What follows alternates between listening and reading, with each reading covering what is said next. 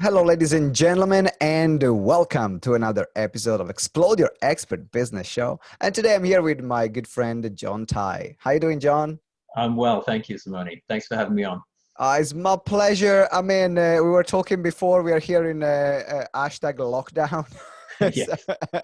this becomes pretty much one of the only ways that we have to connect Yeah. with the outside world.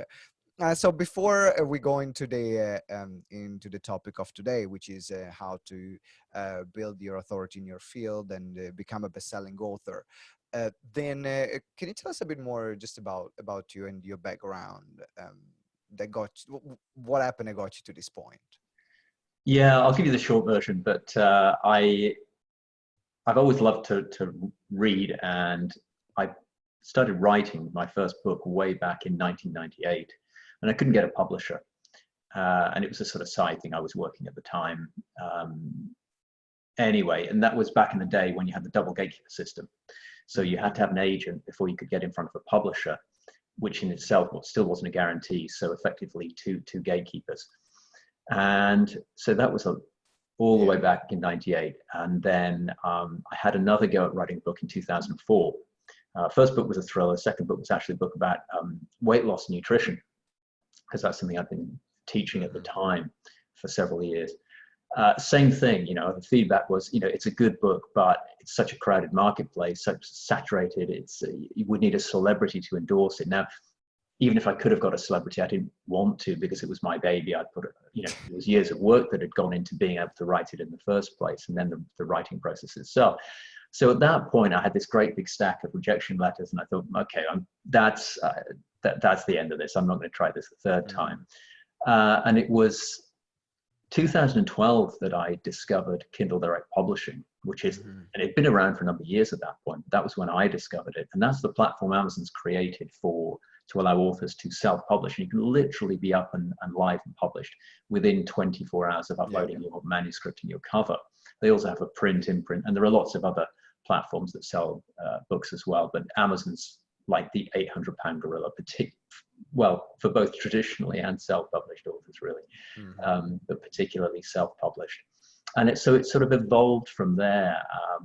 And in a past life, I was a corporate lawyer, but I really decided I wanted something different. I'd always had that entrepreneurial desire, which I've been suppressing, and so I finally gave into that. And anyway, these sort of things kind of came together.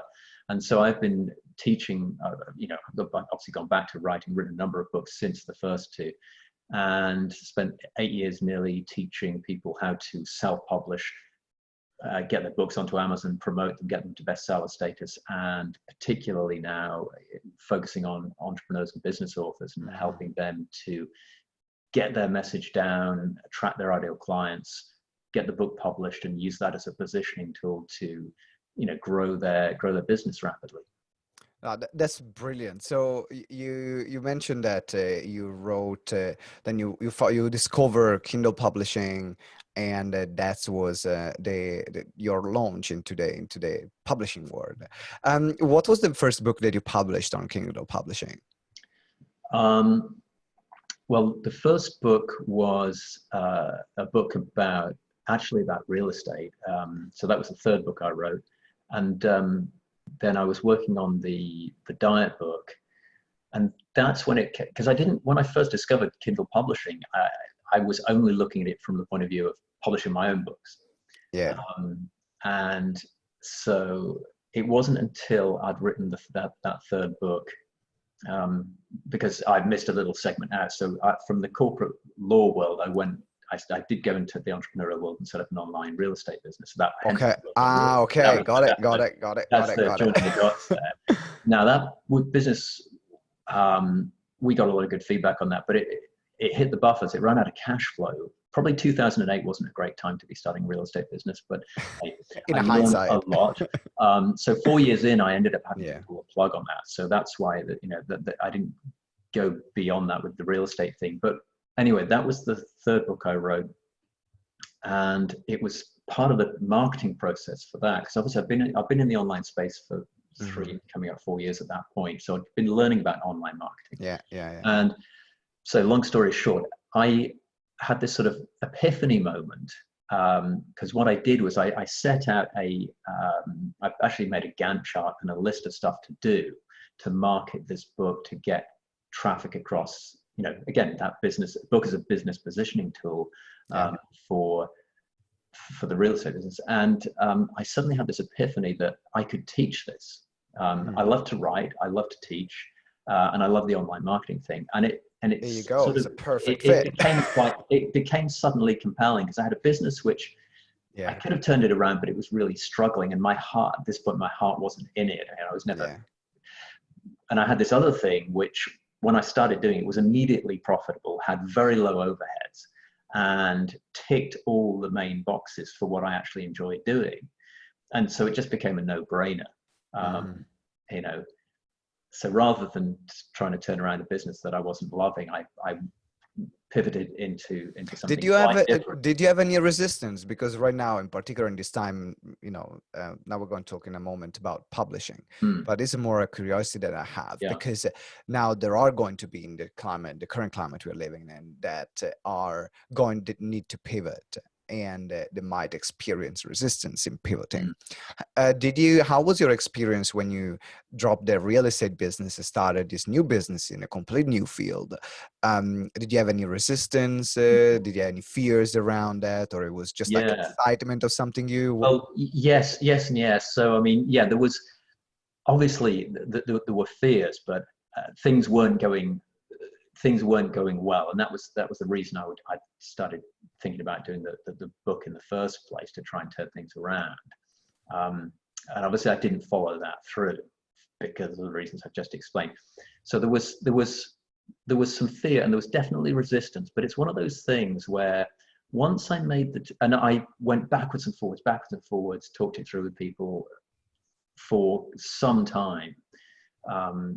When I finally made the decision and actually committed to it, it all changed. And I'm sure people talk about this when you commit, sort of fate moves providence, and I can't remember the exact quote, but so it was like a weight off my shoulders. And one of the things to bear in mind is that 4 year, even though the real estate business didn't go forward, I learned so much in those 4 years. My first 4 years as an entrepreneur, I was able to take so many lessons forward, both things to do, things not to do. There were things that I knew I needed to get stronger in. So it wasn't wasted time. I took a lot away from that. And so I was able to get up, even though it wasn't, I mean, the economy wasn't fantastic, but I was able to get up and running much, much faster as a result of that past experience. So even if you do pivot, it's not like you're leaving everything behind. You actually take a lot more with you than you perhaps realize. Yeah, I think that's a very good point. Thank you. Because I'm sure there are people listening right now that they have to pivot. They have no other choices. Yeah. And like, for example, if I'm thinking about GTeX, we run about 200 events every year. Yeah. Now, no problem. fortunately, we built throughout the years a strong online side, but it's never been the majority of our focus. For us, the online world is to get people to the offline world, to the events. Now we can't do that, and so we had to change. And for everyone who is resisting this change, then remember that you're not starting from scratch, because some people might. And I talked to a client, and she was mentioning that she was feeling like a failure, because so I've worked all these years and now this happens and I wasn't able to make it work. And now I'm not able to make it work. And so, and I think one of the things to, obviously mine was a complete pivot into a totally different business. It's going to be a lot less of a pivot if you are figuring out ways to do things online. But it's the same core business. And there's the famous story about, the transportation or the railroad companies back in the early 1900s in the US that could have bought up all the truck manufacturing companies and haulage companies, and then but they didn't do that because they were thinking to themselves, well, we're not in the trucking business, we're in the rail business, but actually they were in the transportation business. Mm-hmm. And so, you know, right now, a lot of people, they have a, you know, again, analyzing what is my business. It's helping people to do X. And I'm just going to find a somewhat different way to do that, and then we'll readjust once things go back to normal, and probably keep some of the good stuff that we develop. So this is a great time in the sense of it's forcing people to think in new ways, and maybe some of those ways might actually be better than the way people were doing things before, but they wouldn't have discovered them if they hadn't been forced to think outside the box a little bit. So it's not, you know, nobody's happy about the situation we're in, but there's some positives that we can take away. Absolutely. It depends always what we're looking at. We are looking which side of the glass, which part of the glass are we focusing on. Now, one of the positive things that this situation brings is definitely people having more time to do the things that they knew they should be doing or they wanted to do, but they always said, I don't have time for this. Writing a book is one of those. Yeah. Writing a book is one of those things. So if we start right now, or like, why should the experts write a book? If someone is listening here that have not written a book, why should someone write a book? Okay, so what I want to do right away is hit you with two things, and then we can kind of loop back if you want to. So first of all, why it's important, and secondly, the elephant in the room, which is, how long it's going to take me to write a book and so on. So it's important because it's still an incredibly powerful positioning tool. We live in a society that reveres authors, and even though it's super easy to publish now, almost no one does. It's a tiny, tiny, tiny fraction of the population, 1 or 2% of people. So it immediately makes you stand out. And then there's all sorts of things that can flow from that book, all sorts of benefits that go into writing it, and all sorts of spin-offs afterwards. In terms of the elephant in the room, yes, but I haven't got time to write, or I don't know how to write a book. There's loads of great tools out there to simplify. You can outsource processes like editing and proofreading and cover creation very, very easily and relatively cheaply, or very cheaply. And in terms of the actual content creation process, and I think we're going to talk about this in a bit more detail, but you can speak your book and then get that transcript done by AI for free at a very high level, real-time turnaround, and then have that edited and polished by a professional who will make it sound like it's still your voice. This is the key thing. You don't want to ghostwrite it. Ghostwriting for this is not appropriate.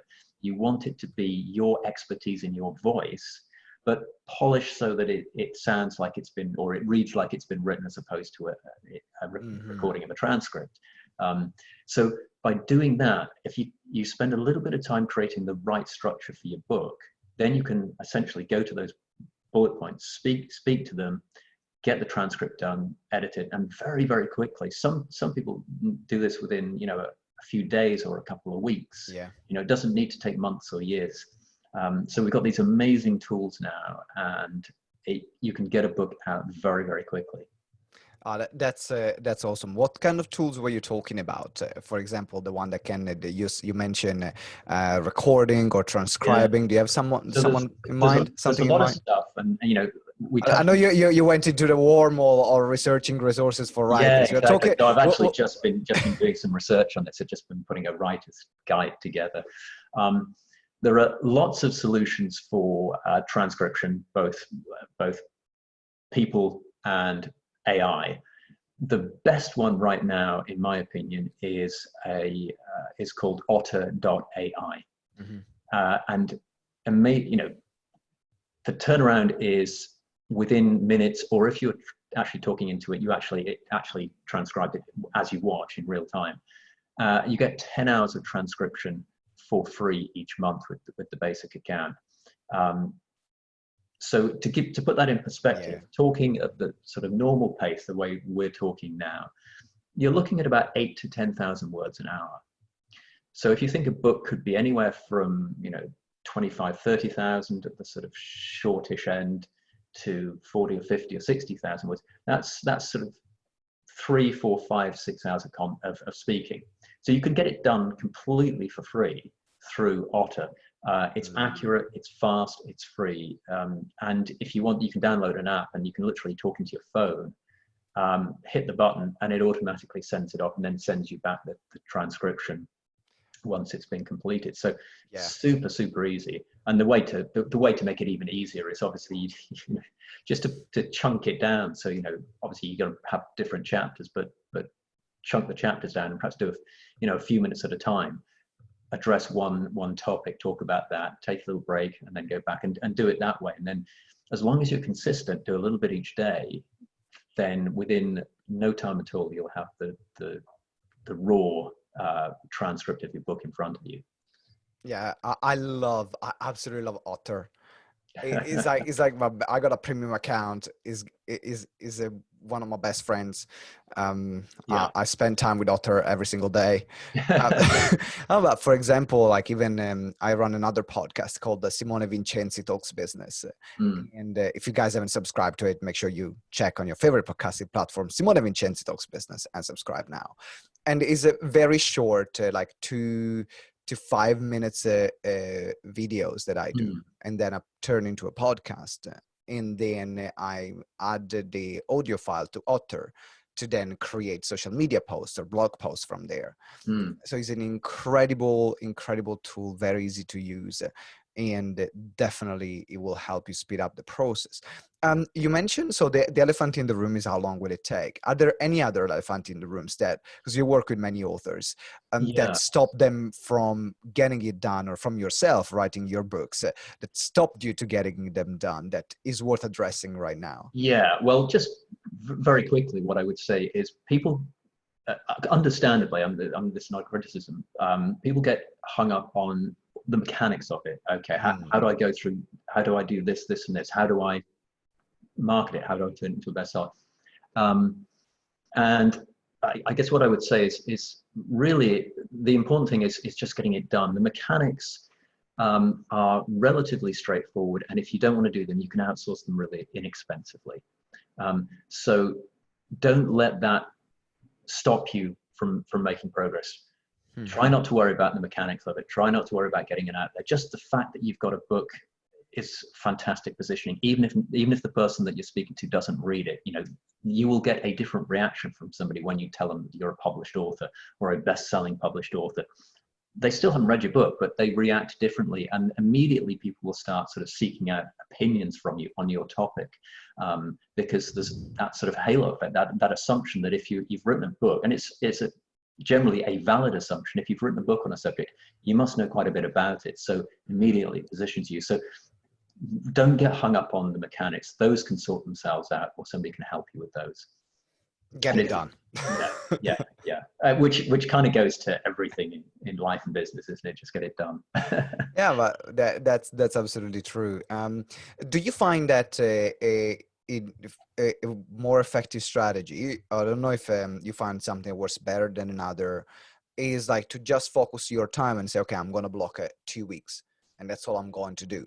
Or am I going to write 1,000 words a day, and then I'm going to do it up until it's done? Where do you find what did you see that worked the best? I've tried different approaches, and it's somewhat dependent on circumstances. So I mentioned that I wrote a book on, my second book that I wrote was on weight loss and nutrition. I actually wrote that while I was working as a corporate lawyer, and there was a particular piece of legislation going through at the time, which meant that we were rushing to get a whole bunch of deals, basically every deal finished before it came in, because there was going to be a big tax implication if we didn't. So the earliest I ever got out of the office was 10 p.m. And then I'd have to commute home. But what I did was I committed to write something every single day, even if it was only, a 1 or 2 line paragraph, even if I only got 5 or 10 minutes done. Yeah. I'd fire up the laptop when I got home and write something. And I did that every single day. And some days I'd get more done. Weekends, I'd get maybe a couple of hours done if I wasn't working. 4 months later, I had the draft manuscript finished, even though I never got out of the office before 10 p.m. and I was never home till nearly 11 p.m. Right. So Richard, there are no excuses. And I'm not saying that to sort of brag. I'm just saying that even in circumstances when you're very time poor, consistency will get you through. Literally, if you just do, 50 or 100 words a day, some days you'll have good days. Eventually, you will get there. We talked about this before we came on air. I've just written this writer's guide now because I've got time on my hands. We're in lockdown right now as we're recording this. I've been working on it every single day, 6, 7, 8 hours a day for nearly 2 weeks, but got the whole thing done inside 2 weeks instead of 4 months. So both approaches work. Just do whatever is right for you and your circumstances. But again, just get it done. Get it done. Create the time. If you have time for 2 weeks and do it and focus on that, great. If you don't have that luxury or you have other things to run, like for example, like for me, putting my businesses on hold for 2 weeks to write something right now feels not even conceivable. But I can say, no, can I write half an hour a day? Can I write 15 minutes a day? Yeah. Can And I if you're transcribing, sorry to interrupt you, Simone, yeah. but if you're doing the transcription thing, which wasn't really around then, this was going back quite a long, early 2000s when I was doing the first book that I mentioned there. It's even quicker. So you can actually 5 or 10 minutes. You could get, if you think you're speaking 8 to 10,000 words an hour, you speak for 10 minutes. That's over 1,000 words. Yeah. A lot of writers would be happy to knock out 1,000 words in a day. So. It's even easier now. Now, let's talk about, let's go a bit deeper into more like best-selling strategies. Because the part one is the writing and getting it done. Nothing is going to become a bestseller if it's not done first. Yeah, pretty straightforward. Then we are talking about the marketing side. Because I'm sure that there are a lot of people that maybe are listening right now that they spend ages, years writing their book. I was having actually a consultation with a client a couple of months ago. She mentioned, I spent 2.5 years writing this book and I sold 2 copies. So writing is important, but then marketing is equally as important. So when launching a book, what are some of the the things that someone needs to do to make sure that they launch it well? Okay, so I'm going to loop back to something that we haven't touched on just very briefly, particularly for somebody who is about to start writing the book or is in the process. And that is, I talk about climbing the right mountain. And so this is specifically in the context of a business book. There's a really powerful exercise that you can go through before you write anything. And this does tie into the marketing. That's why I'm mentioning it now. Yeah, please. Which is getting clarity on who your ideal customer is. Because the reality is, as experts on whatever our subject area is, we could probably write several different books on that or several different versions of the same book. And those books are going to appeal to slightly different people.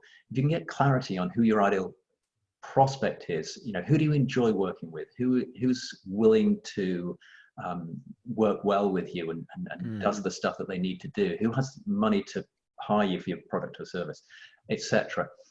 If you can go through that process, you can craft the book that appealed to that person specifically. And that makes everything easier. First of all, it makes writing the book easier because you have clarity about who you're aiming for and what you're writing about. Secondly, it makes life and business easier because you get to work with your ideal clients. So it's more fun, it's more lucrative, it's more rewarding, more impactful. It also makes the marketing easier because you have a clear idea of who you're communicating to. You know that customer well. You know what is important to them, what their hot buttons are in terms of what motivates them, what they're trying to get away from, what they're trying to achieve in terms of their business and so on. So everything, that's fairly simple exercise of really thinking about who your ideal prospect is. Suddenly everything in the entire process, from the writing to the marketing to the business afterwards, becomes much, much easier. So having said that, to answer the question about marketing, there's lots and lots of things you can do. I'm a big fan of the 80-20 principle, and there's 1,000+ things you could do, but really it's only a small handful that really move the needle. One of the things is getting set up before you even publish. Right. So building up. I'm sure other people have talked about this, not necessarily in the context of books, but it's the same thing. And building up a network of people who you can help support you when you launch. People in the industry who already have a social following, an email list, and you can build a relationship with them, add value to them. They can support you. You can support them at another time. So all of that good stuff, which obviously that takes time, that relationship building takes time. So don't wait until you finish your book, start that today. It's like the old adage about when's the best time to plant a tree. It was 20 years ago, and the second best time is now. Same thing with developing relationships. Setting up your own social media stuff in terms of pages and groups, so that you can start building a following, drip feeding some exciting stuff out, building a relationship with fans and followers, having a page on Facebook so that you can put posts up and then promote them. These are all really can be very powerful things when it comes to actually launching your book. Having some people talk about it as a street team or an advanced reader group. It's the same thing. Having a small group of people, and it could be 20, 50 or 100 people who are serious fans of what you're doing, who can essentially, you send them advanced materials. So you get the first chapter written, you send it out, and you get them to feedback on it. So they get the inside track, they get early access to everything. You can give them bonus content and all sorts of private webinar and all kinds of stuff that is great for them. You get the feedback, you get to sort of iron out a lot of the issues with your book before you ever publish it. You end up publishing a much better book. But not only will they support you, not only will they provide you with those initial reviews, but they'll help create buzz and help spread the word and help share social posts and all sorts of things. So there's all these things you can do in advance to really put yourself in a strong position when it actually comes time to launching your book. And then when it actually does come to launch time, there are various sites where you can obviously advertise and promote your book that can drive traffic and help you get that initial traction. Because speaking specifically to Amazon now, but this applies to the smaller sites too. There is a process whereby you make your book successful, and that is you need to sell enough copies to give Amazon enough data points to be able to say, okay, well, this is the sort of person that likes that book. People that bought this book also bought this book. And so now your book starts showing up in the also bought section. So now you're getting free advertising on the pages of lots and lots of similar books. You're getting incredibly accurate targeting in the world's biggest bookstore. You're going to make organic sales. And the other, again, to take a step back from that, the other element in terms of the setup of your book is getting the foundations right. And the foundations, when I'm talking about, are things like, having a really good cover that is right for your market, having a title which communicates, hooks your target prospect and communicates to them that the book is relevant and interesting to them, a good description, keywords, categories, those sorts of things which may mean it's possible for people to find and then notice and be intrigued by your book, click on the thumbnail, otherwise they can't buy it, getting the reviews in place. So those are the things that if you get those things right, you'll make long-term organic sales beyond the launch without ever having to go back and keep marketing the book. And then any marketing you do subsequently is kind of a bonus on top of that. Is there any kind of tool or ways in which to see, for example, like doing any competitor analysis or market research on books that are already performing well, like what tags they are using? Because what I'm hearing you saying is that you don't only think about the launch when the launch happens. You start thinking about the launch way before. I love the strategies that you mentioned on getting people to kind of like feed them content, help them to create the book, give them body. It creates a really tight community around that book. I can see that. going into the preparation of the right cover, the right image for the target market. So any tool or any suggestion on how to do that market research so you know that you're Yeah. targeting the right people? Yeah, I mean, two things. One is just, and this is just generally applicable to business, which is, spend the more time you can spend talking to and asking questions of your prospects. And again, this comes back to, Climbing the niching right down to mountain. your ideal Yeah. prospect makes all of this so much easier. Yeah. So that's as applicable for books as it is for general business.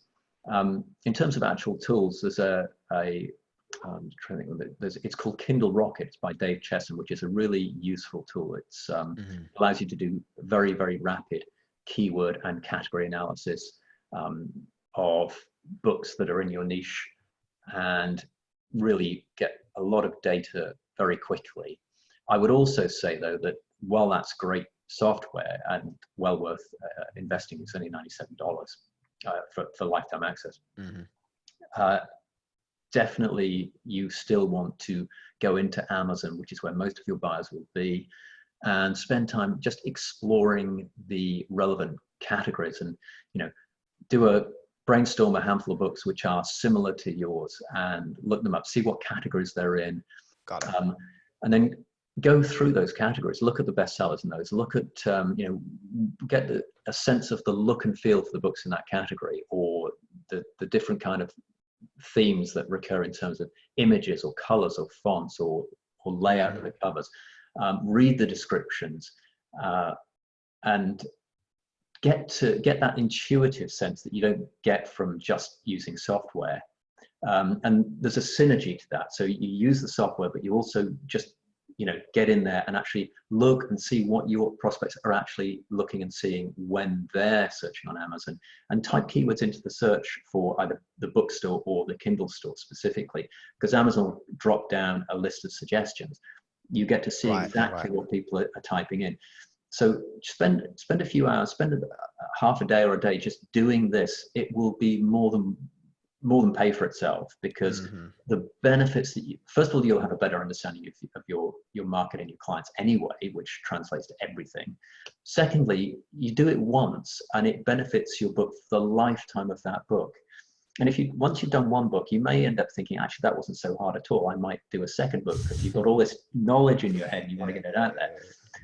That transfers, probably, assuming it's the same subject area, 80–90% of that is going to transfer across to the next book. So you do the work once, but you benefit from it over and over and over again.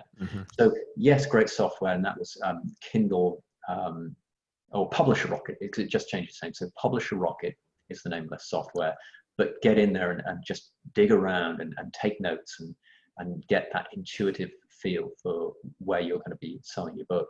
All right, that's brilliant. Thank you very much for all this gold that you just shared. I mean, there is so much right now in this interview that I would recommend everyone who's interested in writing a book, when we are done, to go back, take notes and listen to it, because all these strategies, they're going to be crucial, not only to get you the book completed first, but also to make sure that it goes in the hands of the right people, the people that you want to read that book. Now it's time to wrap up the interview, and we have this final session called Lifting the Veil. So you don't have to take your shirt off. Don't worry about that, John. But I'm going to ask you to share a tool, a practice, an app, something that you have discovered or that you're using that is worth sharing.